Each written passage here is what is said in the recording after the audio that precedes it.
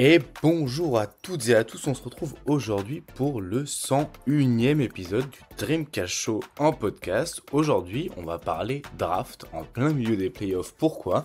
Parce que si vous voulez un peu des résumés de playoffs, il faut aller sur la chaîne YouTube. On a fait plein de vidéos toute cette semaine. Donc aujourd'hui, on va parler draft, on va parler de Colin Murray Bowles. Et pour ça, on reçoit bien évidemment Baptiste, mais aussi Matt, mathématique, fan des Sixers et expert de draft, qui va pouvoir un petit peu échanger avec Baptiste et moi-même sur ce profil vraiment très intriguant. Donc voilà, moi je vous invite à rester après l'introduction et à découvrir ce nouveau profil qui pourrait aider une équipe compétitive ou même se développer au fur et à mesure des années. Je vous souhaite une bonne écoute et je vous dis à tout de suite.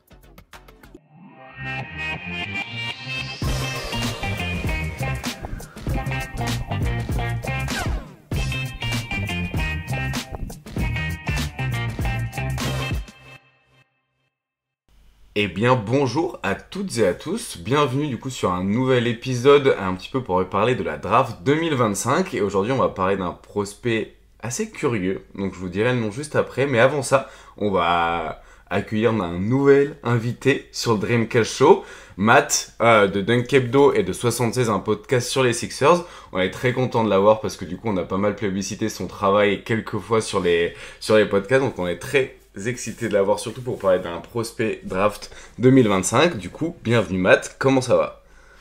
Ça va, je suis ravi d'être là, merci de l'invitation. Je plébiscite aussi votre travail qui est toujours top sur le Dreamcast Show sur YouTube, les threads, je sais qu'on fait un peu les mêmes choses, mais en tout cas c'est top et ravi de pouvoir parler d'un prospect. La draft c'est un peu nouveau pour moi, mais vu que mes Sixers sont complètement nuls, je suis obligé de m'intéresser aux prospects en espérant qu'on garde aussi ce pick, parce que c'est pas gagné non plus.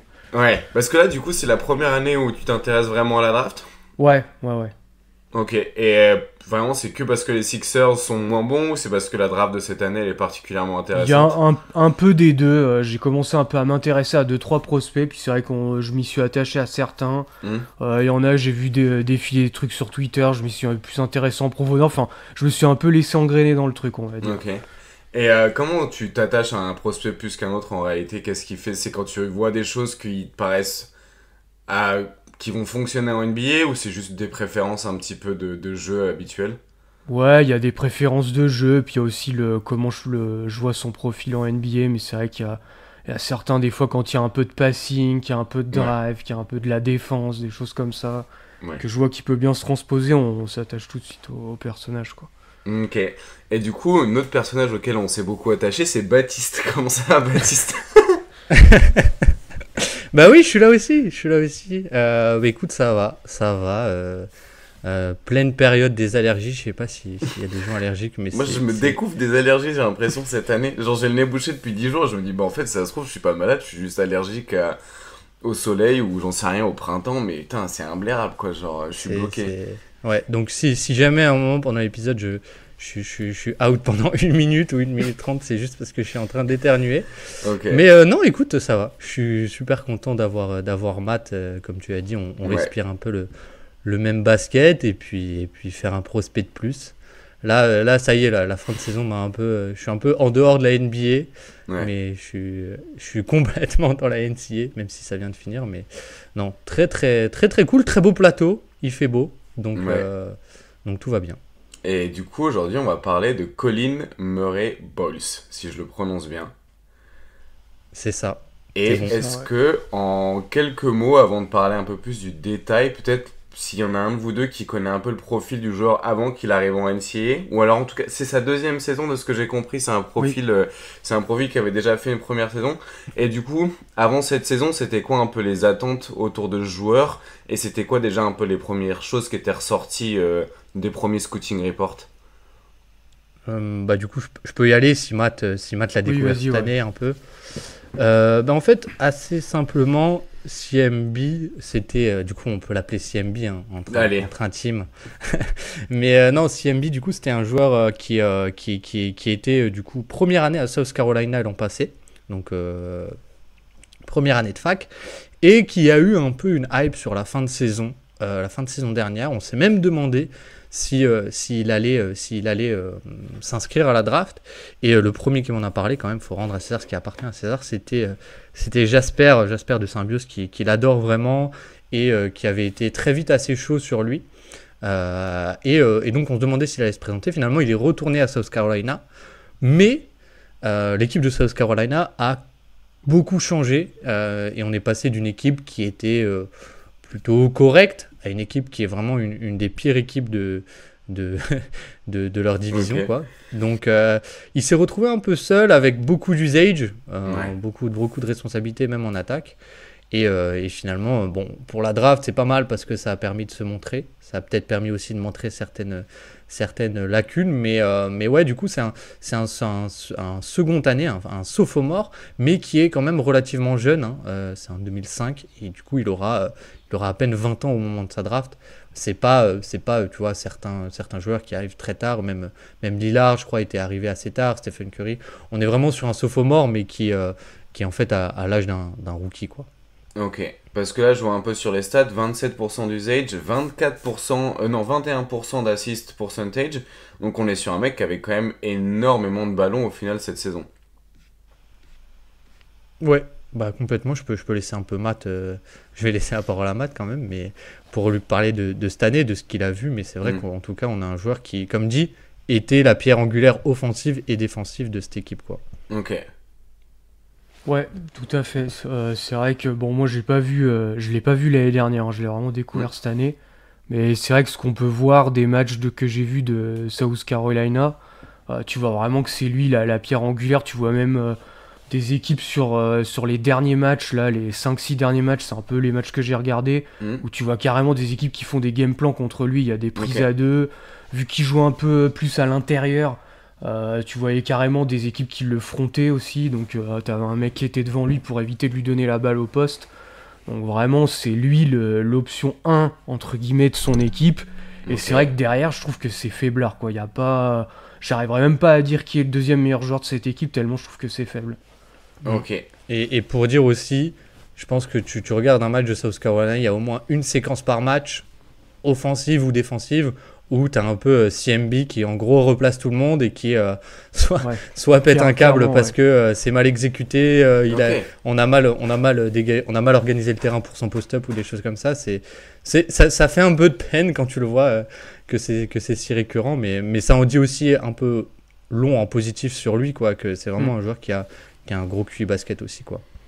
Ok, et du coup en termes de jeu, pour que je visualise un peu, du coup ce serait un point forward qui porte beaucoup la balle et qui gère un peu du coup l'attaque de son équipe. Et je vois aussi qu'il y a quand même une efficacité qui m'a l'air relativement bonne, avec 63% de true shooting.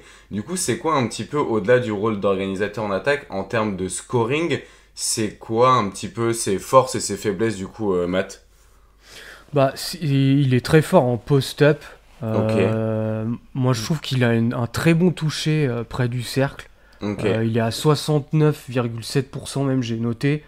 Et ce qui est intéressant, c'est qu'il a 48% de panier non assisté, donc c'est équilibré en ok, fait. ouais. Il se crée pas mal son tir, donc c'est pas parce qu'on pourrait se dire oui, c'est un intérieur, Hmm. donc on pourrait voir le mec qui est un finisseur, tout ça. C'est pas, il a pas une verticalité folle, donc c'est pas Ok. sur. En tant que rollman, c'est pas non plus sa force. Mais c'est vrai que par contre, en termes de post-up, il est bon. Il crée pas non plus, je trouve, énormément de séparation, mais il arrive toujours à se trouver un angle pour pouvoir finir en lay-up. Ok. Et moi, ce que j'ai bien aimé, c'est ces séquences de drive. Alors, il y en a pas non plus énormes. Même, il y a des matchs, je me dis, j'aimerais bien en voir plus, en fait. Parce que quand tu le vois partir du périmètre, je trouve que le handle, on en reparlera, je trouve qu'il est pas mal. Moi, j'ai l'impression qu'il a pas mal progressé sur l'année. Au début, il avait un peu des problèmes où des fois, il avait des turnovers quand en fait, sur son handle. Et sur la fin, je trouve qu'il arrive bien à... Bah, vu qu'en fait, il est défendu souvent par un intérieur, il arrivait souvent à le passer avec son handle plutôt correct et qui est devenu bon au fur et à mesure de la saison. Et avec son toucher proche du cercle, pareil, il arrivait à bien finir. Donc, au niveau du drive, je pense que c'est un peu ça, moi, que j'attends au niveau supérieur, parce Mm. que j'ai trouvé des choses intéressantes là-dessus. Mais du coup, moi, ce qui me fait un peu poser la question, et du coup, je laisserai peut-être Baptiste y répondre, c'est le problème de la respectabilité au tir, parce qu'il y a des bons drivers en NBA théoriques, je pense à, je sais pas, Jaden Ivey par exemple, qui du coup a des problèmes par rapport à son drive, parce que les joueurs passent en dessous des écrans, et du coup, est-ce que lui, ça va être c'est pas un driver explosif du coup, ou est-ce que son drive en réalité, parce qu'il y a différents types de drivers, et du coup il y a des drivers qui sont plus ou moins adaptés au fait d'être pas respectés à 3 points. Est-ce que lui, du coup, c'est un joueur qui peut garder un petit peu du coup de menace au scoring sur drive, malgré le fait qu'il va potentiellement pas du tout être respecté à 3 points? Ben, je pense que déjà, il y a un truc qu'on n'a pas fait, mais c'est dire sa taille et oui, ses c'est vrai, mensurations. oui, c'est vrai, vas-y. Parce que c'est aussi un profil assez particulier, donc il est listé à 6'7", donc 2m1 quoi. Ouais. Mais moi, bon, ouais, ça me paraît plutôt ok, et surtout en fait, c'est un joueur qui a une grosse envergure. 7'1, 7'2 selon les sites où tu regardes, parfois 7, entre 7 pieds et 7'2, donc entre en gros 2m13 et 2m20. Donc c'est assez positif, mais c'est aussi un joueur qui est assez lourd. Et je pense que pour moi, c'est un peu... c'est pas une force ou une faiblesse, mais c'est vraiment quelque chose qui fait partie de son profil. Et sur son post-up, déjà aussi, je suis d'accord avec Matt, c'est qu'il a un super footwork, il est toujours très équilibré. Et en fait, du coup, il arrive avec sa puissance à créer un peu une petite séparation qui n'est pas forcément par un footwork ultra spectaculaire avec beaucoup de feintes, mais des petits angles. Et en fait, je trouve que un peu à la Şengün, c'est un peu pareil sur drive. En fait, parfois, il va attaquer l'espace. Et pour le coup, son handle, ouais, je le trouve fonctionnel face aux big, mais tu vois, face aux joueurs qui sont vraiment plus grands, parce que je pense que c'est ce qui va se passer aussi en NBA, et on va lui mettre un roamer dessus parce qu'il n'aura pas la respectabilité du shoot. Donc là-dessus, ça va. Après, c'est vrai que je trouve que dès qu'il arrive un peu dans le trafic, il n'arrive pas trop à naviguer les petits espaces, mais on va dire que c'est fonctionnel. Et ce que j'aime bien, c'est que, en fait, comme dit, c'est un peu ce qu'on retrouve aussi chez Şengün, c'est que tu as des drives qui finissent pas par de la verticalité parce qu'il n'a pas du tout de verticalité, mais qui en fait finissent par j'arrive avec beaucoup d'inertie en fait, tout simplement, et je crée un peu une séparation physique, et après j'ai un bon footwork, j'ai un bon jeu de feinte aussi, et je peux un peu me créer un mini post-up avec l'inertie de mon drive, quoi. Ok. Et en termes de jeu off-ball, du coup, c'est un mec qui peut aussi jouer comme poseur d'écran un petit peu, parce que du coup, vous avez parlé un petit peu d'organisation offensive et du drive. Je suppose qu'arrivé en NBA, il va pas avoir autant de ballons, il va pas avoir 27% d'usage par exemple. Qu'est-ce qu'il peut apporter un peu off-ball, soit sur des écrans, sur du short roll, sur des cuts? Ouais, moi j'aime bien sa pose d'écran, vu qu'il est épais, il crée de la séparation en fait sur les écrans. Et il y a des matchs, ce que j'aime bien, c'est qu'il reste pas immobile à rien faire. Il essaie quand même de rester actif, de bouger, d'essayer de poser des écrans à ses coéquipiers. Après, c'est sûr qu'en termes de shoot, je pense que ce sera un problème, entre guillemets, parce qu'il y a un très faible volume à 3 points. À chaque fois qu'il en prend, même tu le vois, c'est assez court. Il y a même des fois où c'est carrément des airballs. Ouais, okay. Alors, le pourcentage au lancer est pas si mauvais, 70%. Bon, c'est pas non plus excellent, mais on aurait pu s'attendre à pire, tu vois, genre quand tu vois des fois le shoot arriver très court, tu pourrais t'attendre à des 60%, bon 70% ça va, il y a quand même le toucher près du cercle, donc je sais pas si c'est une question de mécanique, je la trouve pas non plus horrible sa mécanique, je pense que c'est plus au niveau de ses jambes où je le vois pas trop fléchir, alors peut-être qu'un staff NBA pourra le faire travailler là-dessus. Mais c'est vrai que je pense que ce sera compliqué pour lui le shoot à 3 points. Par contre, ce qui est positif, c'est comme je disais, il bouge. Le short roll, j'aime bien. Le passing sur short roll, il l'a. Okay. Peut-être le passing, on y reviendra après. Mais moi, j'aime bien ce qu'il fait aussi au niveau de la passe. Ouais. Et ouais, je pense que même au-delà de la pose d'écran, ouais, je pense que un peu sa carte d'entrée, c'est au-delà du short roll qui peut être parfois un peu plus gadget. Je pense que ça va être un vrai joueur de main à main en fait, parce que il a aussi des très grandes mains, tu vois, il a souvent ce truc de prendre la balle à une main, et en fait c'est pas un joueur qui est pré-réfléchi, ou en tout cas prédéfini dans ses mains à main, et selon ce que fait la défense, il peut aussi garder la balle, partir en drive, ou garder la balle, attendre que le joueur l'ait contourné et lui faire la passe lancée. Et c'est un joueur qui, je trouve, en mouvement est un peu moins bon, mais en tout cas quand il est statique, il a vraiment ce côté, il réagit bien, il réagit assez vite.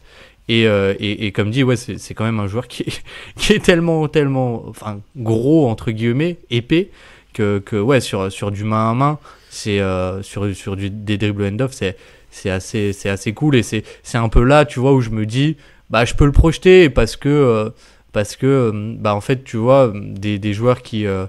en fait, quand tu l'associes à un shooter, il va créer des telles poches d'espace pour les shooters que ça va un peu créer un peu de la respectabilité pour lui aussi, quoi. Ok, mais du coup, là, cet aspect domination physique qui est du coup très importante pour le post-up pour créer des espaces, est-ce qu'il va l'avoir aussi en NBA? Parce que du coup, là, c'est le fait que ça fonctionne aussi bien, c'est peut-être aussi au fait de jouer contre des enfants, entre guillemets. Et est-ce que du coup, ça... Parce qu'il y a un aspect intérieur très moderne, du coup, pouvoir porter le ballon, avoir le dribble end-off et pouvoir justement jouer au milieu de shooter et être un peu plus comme un hub offensif. Mais du coup, il y a la dimension physique qui est importante dans son drive notamment et dans sa capacité à du coup avoir une autre alternative à la passe sur le end-off. Est-ce que du coup, toi, Matt, son physique, il est suffisant pour du coup être toujours un avantage dans la grande ligue, entre guillemets, ou est-ce qu'en réalité, une fois arrivé en NBA, ce sera un joueur, pas moyen, mais juste au-dessus de la moyenne physiquement? Je pense que c'est le point de bascule, mais c'est vrai que quand tu le vois à l'image, en tout cas, moi je trouve il a vraiment un corps de joueur NBA, c'est assez frappant, parce qu'il est vraiment, comme l'a dit Baptiste, je le trouve vraiment épais, et j'ai même l'impression qu'il est plus que certains joueurs NBA. Alors c'est peut-être un biais, parce que vu qu'on le voit sur le terrain avec d'autres joueurs NCAA, on a l'impression que vraiment il domine physiquement, mais moi je suis assez confiant quand même là-dessus. Qui pourra toujours poser ses écrans. Moi j'ai même noté, je pense qu'à minima, je le vois être un hub offensif en NBA si jamais, on va dire, son niveau plancher, je le vois bien être ça au minimum. Et ce que j'aime bien aussi, c'est qu'en fait, il a des faiblesses qui vont encore plus se voir en NBA, mais il joue pas dessus, en fait. C'est-à-dire, par exemple, il a pas du tout de menace verticale, tu vois, sur pick and roll. Ouais. Mais il joue pas dessus, en fait. En fait, c'est pas un joueur qui a ce jeu. Et du coup, oui, je pense qu'il y a un peu ce côté de... c'est vrai que sur les intérieurs adverses, je me demande un peu comment ça va se retranscrire le drive. Ça, c'est vrai. Mais la pose d'écran, ce qui est fort, c'est qu'il est fort du haut du corps et du bas du corps, tu vois. D'ailleurs, il décolle pas très bien et il peut pas, et il a un peu ce problème de verticalité aussi, comme dit, et il peut pas trop se baisser aussi, tu vois. On y reviendra peut-être en défense, mais je trouve qu'il a un peu du mal à vraiment se baisser parce qu'il est vraiment très très très très massif, quoi.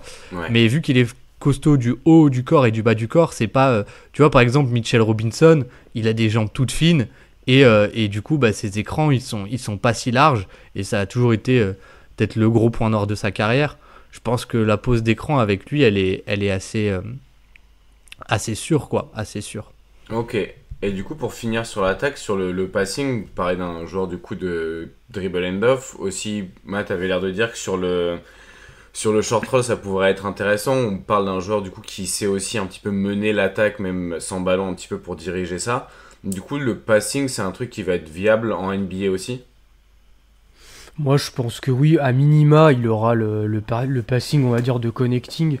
Ok. Après, le passing de création, j'ai quand même plus de doutes parce que la clé, ça va être son drive. Mais après, Ouais. je le vois plus être... Enfin, j'espère qu'en tout cas, il sera mis dans des conditions plus de driver que d'essayer de trop lui développer son shoot parce que, pas que ça servira à rien, mais je pense qu'il part de loin pour qu'un shoot viable se développe. Alors que le drive, peut-être qu'il y a quelque chose à aller gratter là-dessus. Donc ça pourrait être cool ou au moins s'il peut attaquer un close-out sur drive et qu'il peut un peu faire vivre ce décalage, le pré-décalage créé, ça pourra déjà être bien. Et même sur tout ce qui est dribble end-off ou s'il reçoit la balle un peu dans la zone intermédiaire, moi j'ai plusieurs séquences que j'ai vues de lui où il fait la bonne lecture. Alors on n'est pas sur du passing où il va faire de la manipulation de défense. Je sais, vous avez parlé de Jacques Ionis là, où j'ai écouté le pod, où lui on voit vraiment ça, où il y a de la manipulation de regard. Avec Murray Boyd, on va pas jusque là, mais par contre il y a des séquences de drive and kick que j'aime bien. il va pas avoir la vision tunnel. Il va aller au milieu de la raquette, il va attirer l'aide et il va ressortir sur le joueur ouvert au bon moment. Et ce que j'adore, je pense, c'est son passing sur post-up. Je pense que il aura pas autant de post-up qu'il a à South Carolina, ça je pense qu'on est d'accord. Mais en fait, surtout quand il a sa main gauche à l'intérieur, en fait, donc quand il fait le post-up un peu à droite, et ben du coup, comme on l'a dit aussi au début, il attire aussi des aides. Il attire pas mal d'aides parce qu'il est très puissant et face à des mismatchs, c'est pas automatique, mais c'est vraiment un bon joueur de post-up. Et là-dessus, du coup, dès qu'il y a des prises à deux ou des choses comme ça, il est vraiment capable de faire le renversement. Là, ce qui passe un peu, du coup, bon, il est gaucher aussi, donc je pense qu'il y a un peu un biais il lui ressemble. Mais à la Julius Randle, où moi je trouve une des qualités de Julius Randle, c'était ce passing en post-up et pas du tout en mouvement.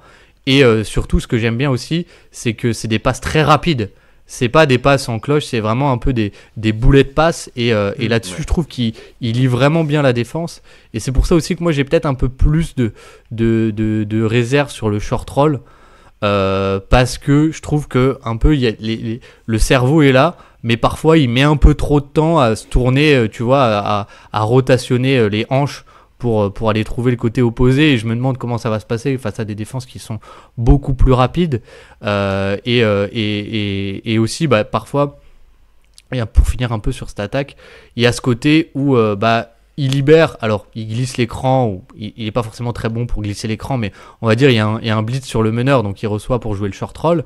Et le problème, c'est que la défense l'abandonne parce qu'il n'a pas le flotteur, il n'a pas le shoot, et du coup, tu as un peu ce truc de ok, mais en fait, tu n'as aucune ligne de passe, et du coup, tu as un peu ce côté, il y va en drive, mais c'est pas forcément le premier pas le plus rapide, et il se fait un peu rattraper par la défense, quoi. Donc, je pense qu'il y a un peu ce côté jouer en mouvement où pour l'instant je pense qu'il va pas être élite, mais tu vois, plus statiquement, je pense que pour le coup il peut déjà être super bon, quoi. Finalement, il a plus de gravité en étant immobile, un petit peu comme Julius Randle, quoi. C'est vrai que ça ressemblait un petit peu à ça quand même, l'idée que j'en avais de ce que j'en avais vu, ce que vous en parlez. J'avais l'impression d'avoir un passeur un peu plus statique et pas aussi dynamique en mouvement. Après, d'un autre côté, la fluidité de pouvoir passer en mouvement, c'est un truc qui vient aussi avec le temps. Je pense que, alors que du coup, le fait d'avoir une vraie gravité sur post-up, c'est peut-être un peu plus rare et c'est un peu plus difficile à développer parce qu'il faut avoir une vraie menace là-dessus. Donc d'un autre côté, c'est plutôt encourageant dans son profil de passing, je trouve, d'un œil purement extérieur, entre guillemets, juste de l'aspect théorique, comment vous le présentez. Et par contre, à l'inverse de Julius Randle, pour le coup, c'est que, un petit peu quand vous faites le filtre statistique, d'avoir des joueurs qui ont autant d'usage, du coup on a plus de 20% d'usage avec un bon true shooting, donc efficace en attaque avec un gros volume, mais qui aussi sont des playmakers défensifs, avec du coup le filtre était sur plus de 4% de block percentage et 2% de steal percentage. On retrouve très peu de joueurs. On en retrouve seulement 2 du coup qui sont freshman ou sophomore. Du coup, on a Thomas Sauber, je suis pas sûr de Georgetown, et du coup on a CMB de South Carolina. Et c'est peut-être là en fait le plus intéressant sur son profil de ce que j'en ai lu et de ce que j'en ai vu. C'est pas forcément l'attaque, mais c'est le joueur qui va être en défense. Et du coup, en quelques mots avant d'aller dans les détails, c'est quoi un petit peu son profil, Matt, défensivement, de ce que toi t'en as vu cette saison ? Moi, ce qui m'a le plus frappé, c'est sa défense off-ball, où je trouve qu'il est bon là-dedans, voire même très bon. C'est au niveau des rotations derrière la défense. En fait, quand il faut taguer le roller, faire ce genre de choses, être le low man, quand il y a une pénétration d'un joueur adverse, il est toujours là à temps, en fait. On le voit aussi même un peu pointer, c'est comme disait Baptiste en attaque, mais je le vois pas mal en défense, où il va dire à tel joueur, toi faut que tu prennes lui, c'est à toi de faire la rotation, c'est à toi de faire ci, c'est à toi de faire ça. Il y a même des séquences, je crois que j'en ai posté une sur Twitter, où il fait 1, 2, 3 rotations, puis il va provoquer le turnover. Enfin, vraiment dans playmaking défensif et placement défensif, je trouve qu'il est bon là-dedans. Et toi, Baptiste, qu'est-ce qui t'avait marqué au-delà de ça ? Ouais, je pense que c'est dur de dire au-delà de ça, parce que ce qui frappe, c'est vraiment le côté positionnel, quoi. le côté positionnel où il fait vraiment très très peu d'erreurs. Et après, si du coup, il y a un peu un truc qui peut faire la transition aussi, enfin avec l'attaque du coup, c'est du coup avec le filtrage que tu as fait. En fait, il y a un peu la question de il est undersize pour jouer 5, mais en fait, du coup, ce qui me frappe, c'est aussi sa qualité de rebond, où il est toujours là pour faire le box-out. Il est très très massif parfois. Il mange un peu les mecs, tu vois, il va contourner le box-out adverse. Et il mange un peu le mec au rebond. Et en fait, ouais, t'as un joueur qui, je sais pas si ce sera un défenseur All-NBA Defensive Team, parce qu'il y a quand même des lacunes à droite à gauche. Mais le côté puissance, bien placé, absorber le contact et en fait ce qui marque parfois aussi c'est vraiment le côté puissance défensive, que ce soit dans ses interceptions ou ses contres. C'est souvent des trucs où c'est super spectaculaire. Et il y en avait une où il y a un joueur sur post-up, donc lui il défend le post-up, et le joueur veut un peu envoyer une skip pass corner opposé, ou en tout cas une cross courte passe, enfin une passe qui traverse le terrain quoi, et il envoie, et du coup il prend beaucoup d'inertie pour envoyer le ballon, et Colin Murray-Boyles met juste son bras, et l'action est super spectaculaire parce qu'en fait le bras de Colin Murray-Boyles ne recule pas du tout, c'est-à-dire vraiment il l'arrête comme un mur. Et il y a ce côté assez souvent aussi où quand il est en bonne position, en fait il a ce côté vraiment puissance, même dans les mains sur les interceptions, qui sont extrêmement fortes, extrêmement puissantes, et avec un très très bon placement quoi. Ouais, moi, ce que je trouve intéressant dans le profil que vous êtes en train de décrire, et surtout dans la NBA moderne où la bataille des possessions paraît hyper importante, j'ai l'impression d'avoir un profil qui peut énormément aider sur sur un certain schéma de jeu où le but justement c'est de gagner la bataille des possessions par sa capacité de rebond et sa capacité aussi à du coup générer soit des turnovers, soit à être un petit peu à l'arrière, soit d'une zone potentiellement, parce que là on a parlé pas mal de défense individuelle de taguer le roller, mais moi j'imagine bien en fait au milieu d'une zone un peu aussi avec cette c'est marrant, ils l'ont fait parfois, ils font une 2-1-2 et ils le mettent en plein milieu quoi. Comme quoi le basket au final. J'allais le dire, exactement. Ouais. En plus, j'ai vu un match hier où ils étaient même, je crois, 1-3-1 et il est au milieu, puis c'est lui qui dirige un peu la zone. Donc, c'est vraiment, t'as l'impression que c'est un espèce de général de défense, un peu. En tout cas, au niveau NCAA à South Carolina, il est pas mal utilisé comme ça. Après, je pense que le point clé pour lui, ça va être, tu sais, en NBA, t'as soit des rim protecteurs purs à la Gobert, Porzingis, Wemby. T'as des bigs qui vont plus switcher comme Green, Horford, Adebayo. Puis t'en as qui vont faire un peu les deux. Genre Mobley, Jaren Jackson, qui peuvent à la fois switcher, à la fois protéger leur cercle. Lui, je le vois plus dans un côté où il pourra switcher, mais je pense que ça va être ça le point clé. Est-ce qu'il va pouvoir être ce big qui arrive un peu à switcher sur tous les profils de 1 à 5, entre guillemets. Je pense que ça va être ça, le fait qu'il soit élite ou pas. C'est ce que disait Baptiste, c'est que du coup, si il peut pas le faire, t'es obligé de jouer avec un protecteur de cercle, et du coup t'as moins de chances d'avoir à part si t'arrives à le foutre à côté d'un 5 qui protège et qui stretch, mais il y en a quand même pas énormément en NBA, c'est un peu la licorne quoi. Ouais, c'est ça, et puis là comme tu dis, c'est le lien avec l'attaque quoi. C'est que si t'arrives à le faire jouer 5, en fait son attaque elle devient complètement viable quoi. Alors que si t'as je sais pas un rim protecteur, menace de lob à côté de lui, je sais pas, je dis n'importe quoi, Daniel Gafford, là t'as un truc où tu te dis oula, ça se marche un peu dessus quoi. Ça se marche un peu dessus, mais t'as quand même, quand tu vois quand même Sengun et Steven Adams, ils arrivent à partager un terrain de basket. Tu te dis, en réalité, il y a quand même des options. Après, je pense que ça dépend et de où il va tomber et lui, sa capacité à s'adapter à ça. Mais c'est pas mort dans l'œuf non plus. Mais ça demande, entre guillemets, plus de créativité tactique et lui aussi plus d'apprentissage. Mais du coup, individuellement aussi, s'il joue 5, est-ce que un soir où les Clippers sont en ville et il y a Zubac, qu'est-ce qu'on fait contre mon beau Zubac par exemple? Est-ce que c'est un joueur qui peut rester un peu devant lui, ou est-ce que ça va être compliqué et des profils ça va être plus compliqué à gérer, parce que tu as aussi l'aspect, même si les intérieurs font moins de défense individuelle, t'as quand même certains soirs où t'es obligé d'avoir un joueur qui soit capable un petit peu de tenir une match-up. Et du coup, lui, comment vous le visualisez là-dessus? Je pense... Pardon, je prends la main, c'était peut-être pas à moi. Vas-y, Non, vas-y. bah, j'ai donné personne, donc là, Je pense qu'au moment où il rentre au NBA, c'est un des meilleurs défenseurs de post-up de NBA. Ouais. Mais vraiment. Je suis Parce d'accord. que il a ce côté, pour le coup, il y a la comparaison qui revient tout le temps, c'est Draymond Green, parce que centre de gravité assez Ouais. bas, Est-ce qu'il est grande si bas que ça, envergure. son centre de gravité? Parce que moi, j'ai 2-3 trucs que j'ai vus, il me paraît... Oui. Tu vois, il a quand même des segments qui me paraissent longs, mais alors peut-être que j'ai une mauvaise perception de la longueur de ses jambes, mais tu vois, Draymond Green, j'ai vraiment l'impression de voir Tortue Géniale, tu vois, j'ai vraiment l'impression de Oui, voir un mais- truc très proche du sol, ça me choque moins avec lui, entre guillemets. En fait c'est marrant parce que c'est un peu. C'est pas Draymond Green, quoi. En fait, quand Oui. tu scoutes CMB, tu te Oui. rends compte à quel point Draymond Green, c'est une anomalie, dinguerie. oui, C'est oui. c'est une folie parce que Draymond Green, il est plus bas, il est beaucoup plus maigre, donc il peut vraiment switcher. Et en fait, t'as des moments où il a une envergure, je crois, plus grande que CMB aussi. Donc limite, l'autre jour, je l'ai vu quoi? Je l'ai vu faire un contest sur Zakidi. J'ai fait un contest sur Zakidi, tu te dis, mais c'est pas possible. Alors, enfin, voilà. Mais oui, enfin, je veux dire, comparé à des intérieurs de post-up classiques, je pense qu'il sera suffisamment bas et suffisamment, comme dit, costaud aussi du bas du corps pour tenir avec l'envergure.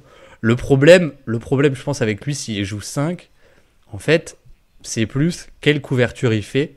Et longtemps, j'ai été un peu saoulé parce que South Carolina, ce qu'ils font beaucoup avec lui, c'est du hard edge. Ouais. C'est-à-dire qu'ils le font monter très très fort et là-dessus, il est plutôt bon. Parce que, comme dit, il a des telles mains qui sont tellement puissantes que quand il est là au bon moment, en fait, c'est bon. Et parfois, il joue une zone, mais en fait, je pense qu'il joue aussi du hard edge parce que j'ai vu quelques positions en drop, possessions en drop, où il n'est pas forcément super bon parce que pas forcément très vertical. Et j'ai vu des possessions en switch où clairement, il peut pas switcher parce que son premier pas défensif, tu vois, il tient pas forcément super bien. Du coup, sur du post-up, je pense que c'est vraiment génial. Ok. Off-ball, s'il est placé, c'est vraiment génial. Mais tu vois, la 1-3-1, je pense que c'est pas un hasard aussi s'ils le mettent au milieu de la zone. C'est parce que il a aussi un peu ce côté, malheureusement, où faire la rotation au panier et après faire le close-out, j'ai envie de dire, limite, il peut pas le faire parce qu'il est trop lent. Et j'ai pas mal de possessions où, soit il fait pas le close-out, soit, alors peut-être c'est aussi parfois parce que c'est des non-shooters ou quoi, soit carrément, s'il est un peu pas assez bien placé au tout début en aide, il peut pas venir et il est un peu en retard. Du coup, je sais pas comment il se place, comment tu te places, Matt, là-dessus, mais je trouve que le profil défensif sur du pick and roll ou de la défense un peu plus on-ball est pas si évident, quoi. Ouais, bah, c'est vrai que, mais moi je pense que c'est vraiment sa carte à jouer parce que je le vois pas, bon protecteur de cercle, je le vois pas, être les deux en même temps, ça va être compliqué. Donc je pense que c'est vraiment le switch, mais c'est vrai que il y a des matchs quand même où il a switché et il a plutôt bien tenu, mais après, c'est toujours pareil, les adversaires rencontrés avaient pas l'air non plus d'être ultra dynamiques. Mais par contre, c'est vrai que quand t'as des guards un peu plus, qui ont un premier pas un peu plus dévastateur, bah ouais, là il a plus de mal, forcément, on le voit directement, il est blow-by, et puis c'est compliqué, le big adverse obligé de faire la rotation, et le décalage il est créé. Donc ce sera vraiment je serais curieux de voir comment ça va se développer en NBA, mais c'est vrai que si t'as des profils à la Mitchell, Maxi, tu vois, c'est plus des gardes comme ça, un peu rapides du premier pas, ou même Garland, un peu feu follet. Ouais, je pense qu'il aura peut-être du mal à tenir. Mais je pense que c'est un staff NBA, il faut vraiment qu'il le fasse, je pense, bosser là-dessus. Parce que les autres couvertures, ça risque d'être plus compliqué. Après, c'est vrai que le hard edge, moi j'aime bien aussi. C'est une couverture qui a pas mal été utilisée et où il est bon là-dedans. Il y a aussi eu un peu des trucs où pas vraiment du hard edge, mais ils le font monter, puis c'est un peu du nexting où c'est le mec après qui va le garder, puis lui il revient un peu en arrière. Je sais que Draymond Green aime bien aussi faire ce genre de truc. Ouais.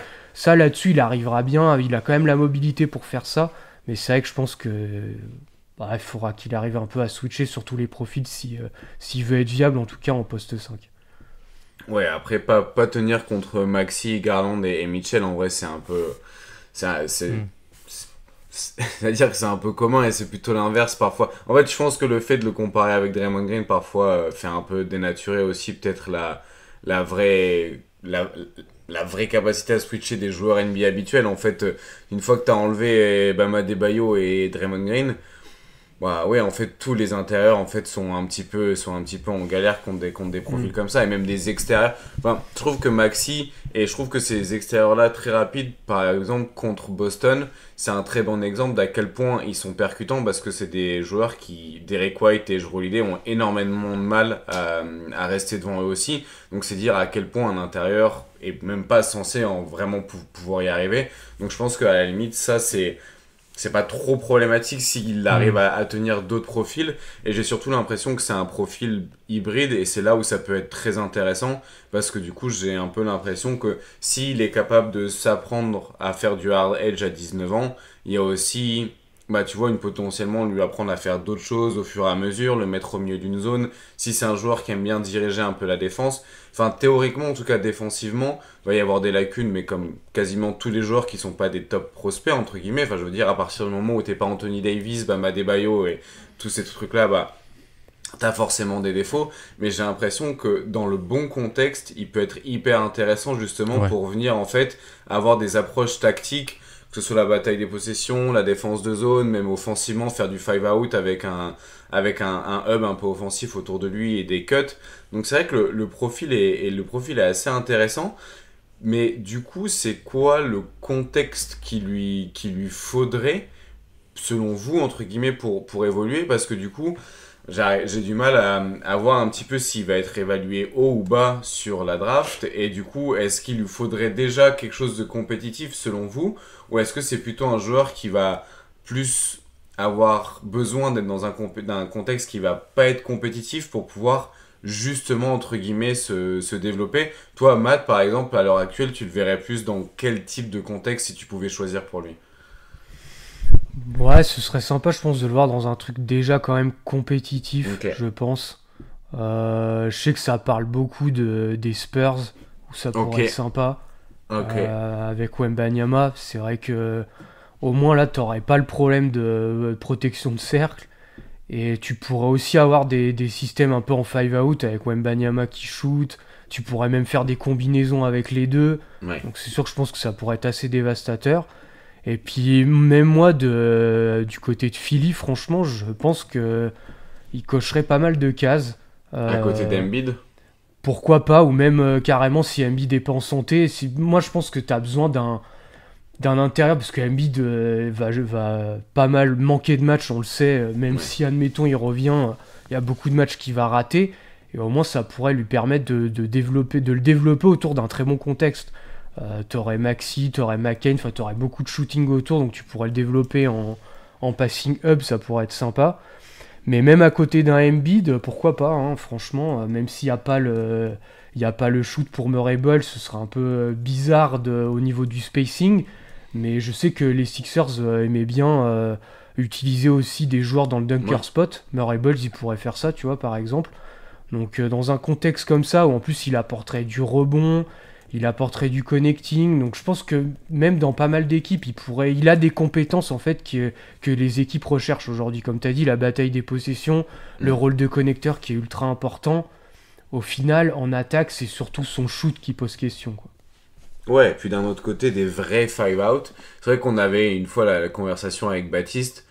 En vrai, des vrais 5-out, c'est hyper T'en rare. as pas Donc en tant. réalité, Bah ouais. donc si t'as ce mec-là à côté de Embiid ou à côté de Wembanyama, bon bah en vrai, tu perds peut-être un peu de spacing, mais d'un autre côté, tu gagnes beaucoup en flexibilité défensive, en bataille des possessions, en C'est connecting. ça, ouais. Il y a des fois, il vaut mieux avoir un mec qui joue dans le périmètre, mais qui apporte entre guillemets de la valeur ajoutée, que un mec qui est dans un corner qui va t'étirer potentiellement le terrain. Et encore, si les mecs qui font pas l'aide côté faible, tu vois, c'est là où en fait quand tu vois un profil même comme Cornet, tu te dis bah finalement ton attaque sans 5-out elle fonctionne parce que le mec il le fout dans le 5 slot, et par aussi sa capacité d'écran. Tu vois, Cornet il l'ignore à 3 points, mais une fois qu'il a le ballon dans les mains et qu'il va poser un écran, du coup t'as très vite la défense est complètement à C'est ça, l'opposé et en retard parce qu'ils sont obligés de venir à deux tellement l'écran crée un décalage.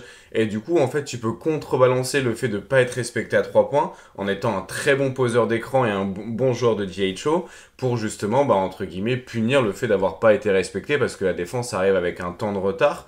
Donc, dans l'idée même, tu vois, en fait, je pense qu'il lui faut, là où je te rejoins sur un aspect compétitif, c'est que potentiellement ça va être des coachs qui veulent gagner des matchs et le faire un petit peu rentrer dans la rotation et apporter de la créativité là-dedans.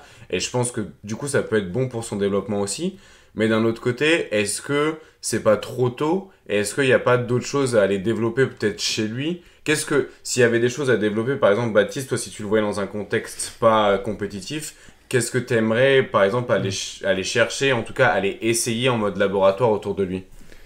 Bah, c'est assez dur. C'est assez dur parce que je trouve que, en fait, ça peut paraître bizarre, mais j'ai l'impression que le produit est pas loin du produit fini, quoi. Ok. En fait, je trouve que ces lacunes, elles sont trop grosses pour que tu tentes du labo, enfin, que tu tentes quelque chose avec lui. Le shoot, j'ai beaucoup de mal à y croire, en fait, avec le problème de... Tu vois, en 2 ans, il a pris, je crois, l'année dernière, il avait... Enfin, du coup, l'année dernière, il avait pris, je crois, 4 tirs à 3 points, et cette année, il en a pris 20, quoi, ou un truc comme ça. Et comme dit, la mécanique est cassée, le toucher semble pas terrible sur une mécanique de jump shot, 70% là c'est franc. Et en défense, je pense que ça reste un joueur qui parfois a quand même ce manque de verticalité, et je pense que ça peut être un bon protecteur de panier sur certaines line-up, certaines séquences où tu joues des couvertures vachement plus agressives et tu vois un peu des schémas un peu overload où tu te dis bah vas-y toi tu t'en fous du corner, tu viens de planter direct dans la raquette et une fois que t'es bien placé il est super bon aussi pour provoquer des passages en force, tu vois, ou des trucs comme ça. Mais du coup je pense qu'il aura jamais cette verticalité même s'il perd de 3 kilos et il aura jamais le shoot. Donc tu vois, au final je pense que ce que j'aimerais bien si jamais il tombe dans un contexte un peu moins compétitif, c'est le côté dribble, le côté vraiment tu lui dis ok bah on va faire de toi un joueur pas que de post-up mais aussi de face-up quoi. On va te donner des pick and roll inversés, pourquoi pas avec un intérieur, etc. Mais en fait je vous rejoins carrément sur le côté je pense que c'est un joueur qui en fait peut t'apporter carrément énormément de choses directement dans un contexte compétitif, et je pense que c'est le mieux pour lui aussi quoi. T'as un joueur qui défensivement peut être super viable, même très très bon, même si ça va pas être ton système défensif à lui tout seul je pense, et en attaque il peut aussi t'apporter pas mal de trucs, et je pense aussi tu vois cette saison finalement elle fait pas mal prendre de recul sur en fait même Boston tente des line-up avec 2 bigs, et en fait ça peut aussi être un parti pris quoi. Ça peut être un parti pris Houston, etc. Et tu vois, genre juste le match Memphis Warriors, encore une fois Draymond Green, mais Draymond Green ils lui mettent Idi et on lui dit Idi tu restes sous le panier, et en fait ce qu'ils ont fait c'est constamment Draymond Green il venait libérer Curry, et Curry il avait des tirs ouverts off-ball ou des choses comme ça quoi.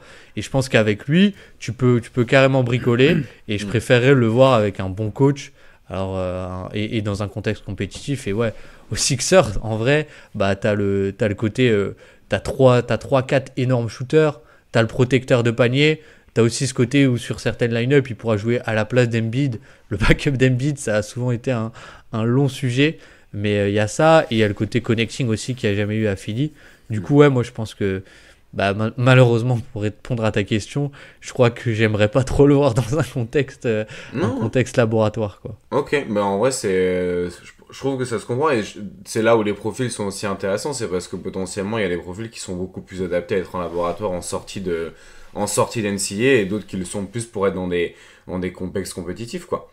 Est-ce que il y a des choses on n'a pas parlé de QI basket entre guillemets, mais parce que ça paraît assez évident que de tout ce que vous avez dit, il a un QI basket assez élevé, à part si peut-être qu'il y a des choses que j'ai loupées, mais potentiellement, si on refait le profil, c'est un intérieur qui peut porter le ballon, qui sait diriger une attaque, qui peut jouer au milieu d'une zone défensive, qui tag bien les rollers et qui sait bien lire le jeu de l'attaque.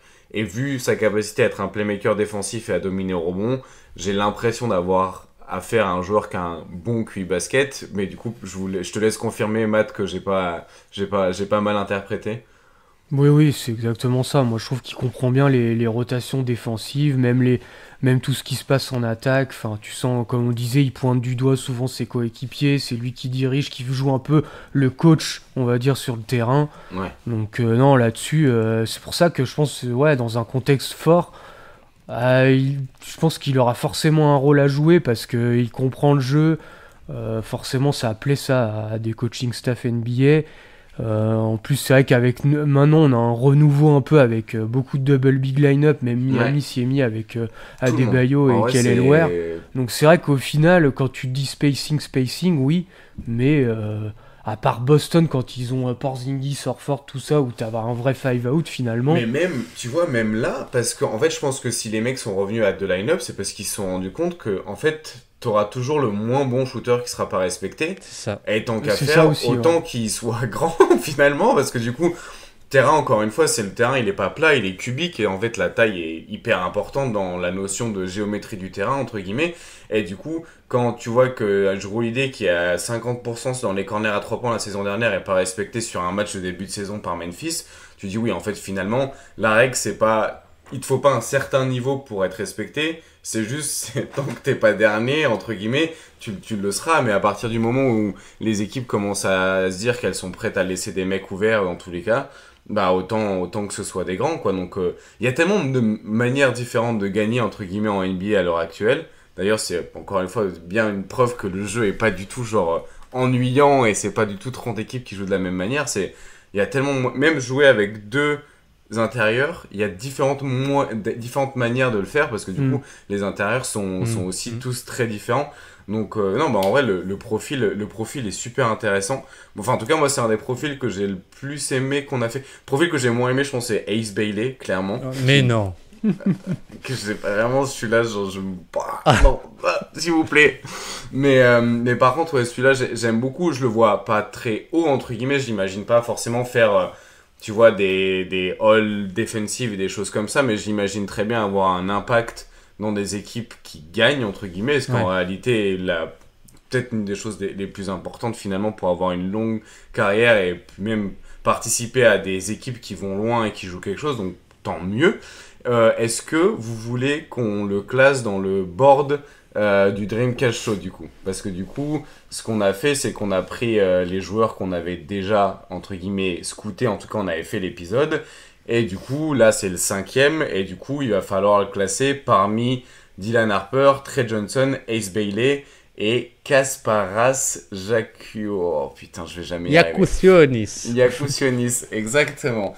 Du coup, est-ce que ça vous va de le placer Est-ce que déjà, Matt, le classement, du coup, c'est Dylan en 1, Kasparas en 2, Trey Johnson en 3 et Ace Bailey en 4. Est-ce qu'il y a un truc dans ce classement-là que tu voudrais changer? Non, je crois qu'en plus, si tu reprends le mien, que j'en avais fait un vite fait, il doit être dans cet ordre-là. Donc, ça tombe bien. Ok. Et du coup, CMB, où est-ce qu'on le met? Moi, je l'ai mis derrière, entre Harper et Jakubionis. Mais par contre, dans le même tiers que Kasparas, quand moi j'ai fait des tiers. Ok. Ok. Baptiste? Ah ouais, moi je sais pas trop. En fait, c'est marrant les boards, ça a pas trop de valeur en vrai. Oui, mais le but c'est de le faire ensemble parce que c'est marrant, tu vois. Mais non, moi je l'avais plutôt, tu vois, derrière Yakousionis et Trey Johnson. Je réfléchis parce qu'il y a un côté où Trey Johnson et le shoot est, je pense, enfin peut-être que je me trompe, mais j'ai l'impression que le shoot est tellement dingue et que ça peut, tu vois, CMB il y a quand même quelques problèmes. Donc, ouais, je sais pas. Je le mettrais derrière Yakousionis, moi. Mais du coup, honneur à l'invité, peut-être. Je ne sais pas. Azad, c'est toi qui tranches. oh, bah honneur à l'invité. Concrètement, c'est honneur à l'invité. Et puis, c'est le prochain invité qui pourra rebouger les choses. Mais du coup, là, non, après, franchement, il n'y a pas. Pour moi, tu vois, pour moi, je les classerais dans le même tiers. Après, okay, l'ordre, en vrai, c'est pas.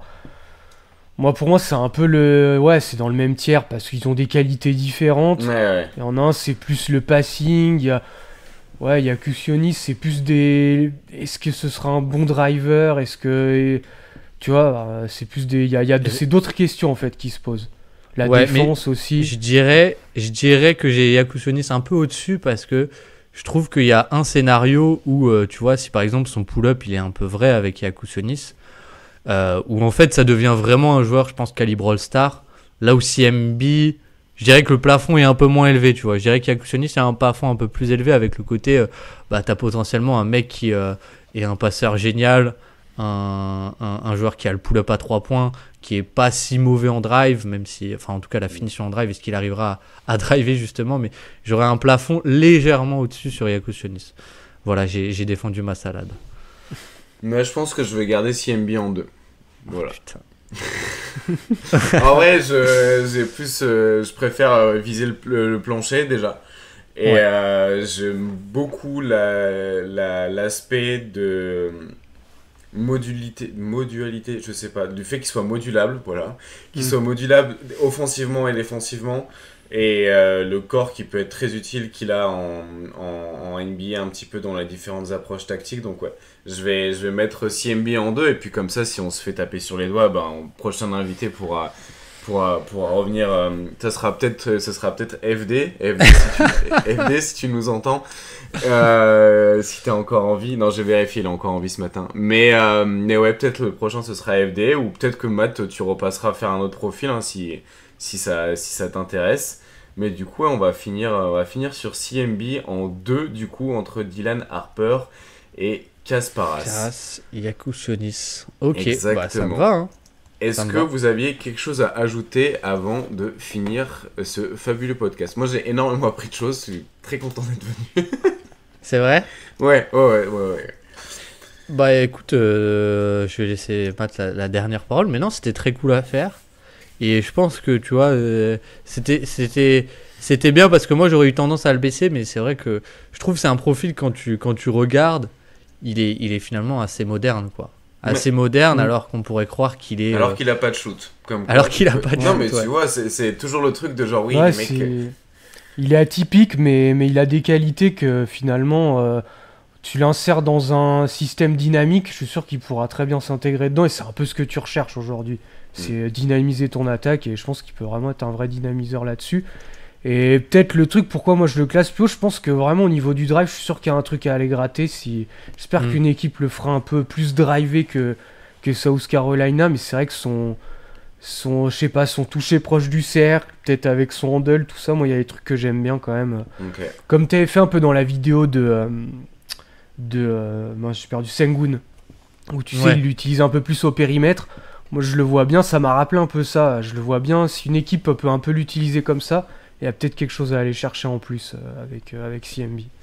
Et vendu. Numéro 2 si le handle progresse alors. Allez, parfait. Et merci à tous les deux du coup de nous avoir éclairé sur ce profil et du coup on se retrouve pour un prochain épisode. Je sais pas le combienième c'est celui-là, mais du coup on se retrouve pour un prochain épisode pour reparler probablement de la draft ou des playoffs ou je sais pas encore quoi, mais du coup on se retrouve très bientôt. À plus. Bisous. Salut.